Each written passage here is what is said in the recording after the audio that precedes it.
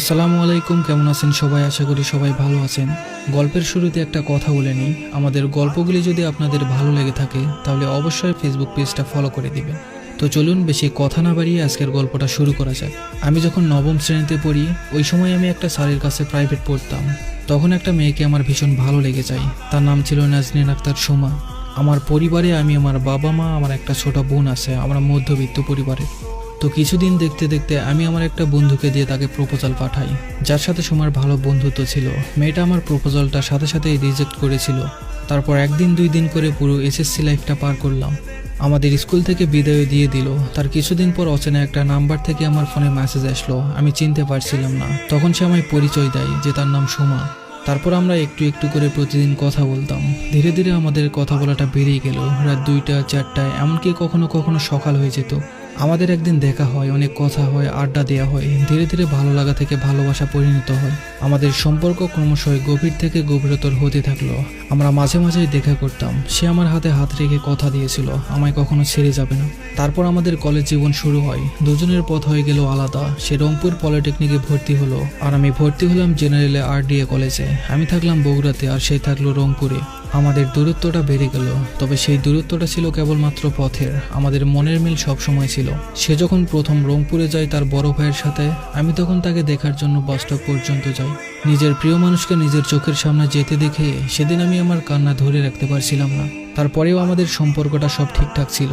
কিছুদিন যাওয়ার পর সে হঠাৎ করেই বলে ফেললো সে আর এই সম্পর্ক রাখতে চায় না। আমি অনেক বুঝালাম তাকে যে তুমি আমায় কথা দিয়েছিলে যে কখনো ছেড়ে যাবে না, তাহলে আজ কেন এমন করছো? সে আমায় বলল, পারলে আমায় ক্ষমা করে দিও, আমি এই সম্পর্ক রাখতে পারবো না। আমি আমার মাকে দিয়েও কথা বলিয়েছি, তবে তার কথা একটাই ছিল, সে সম্পর্ক রাখবে না। আসলে দূরত্ব বেড়ে গেলে যে ভালোবাসাও কমে যায়, এটা আজ বুঝতে পারলাম। আমি এসব শুনে অনেক কান্না করেছিলাম, ভেঙে পড়েছিলাম। নিজেকে সামলাতে না পেরে সুইসাইড করার চিন্তা করলাম। আমি আর এই পৃথিবীতে থাকতে চাই না, তাই বিষ পান করলাম। আমার শরীরে যখন বিষটা প্রবেশ করলো, আমি 2 মিনিটের মধ্যে শরীরের সমস্ত শক্তি হারিয়ে ফেললাম। বুকের ভেতরটা আগুনের মতো দাউ দাউ করছিল। কষ্টে বুকটা ফেটে যাচ্ছিল, তবুও বারবার করে তার কথা মনে পড়ছিল। তার সাথে কথা বলার অনেক চেষ্টা করছিলাম, কিন্তু ওই সময়টা একটুও কথা বলতে পারছিলাম না। তখন আমার মা আমাকে দেখে ফেলে এবং আমার পাশে আসে।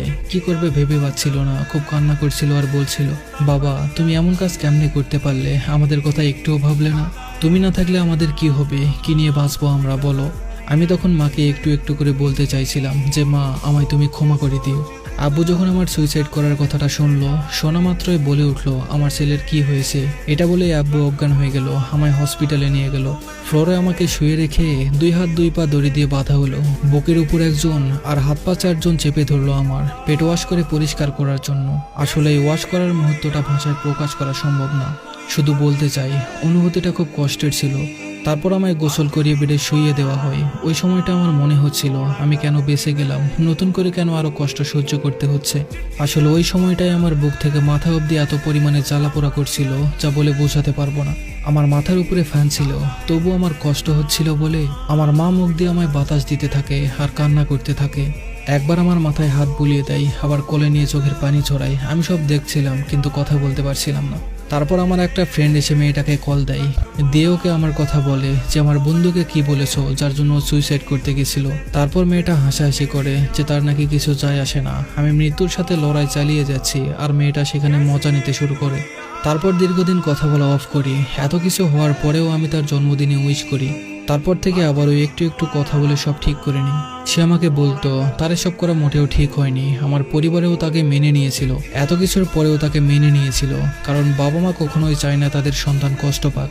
যদি তাদের সন্তান সেই মেয়েটাকে পাওয়ার পর সব কষ্ট ভুলে সুন্দর করে জীবন গুছিয়ে নিতে পারে, তাহলে এর থেকে আনন্দের আর কি হতে পারে। তবে সবার বাবা মা যে এমন তা কিন্তু না। বিশেষ করে আমার মা আমাকে এখনো কোলের শিশুর মতো করে ভালোবাসে। তারপর মেয়েটা আবারও আমার জীবনে আসলো, এসে প্রায় 6 মাসের মতো সম্পর্ক রাখলো। তারপর আবারও আমায় ছেড়ে গেল, আমার সকল নাম্বার ব্লক করে দিল। তারপর আমি তার কাছে যাওয়ার জন্য প্রস্তুতি নিলাম।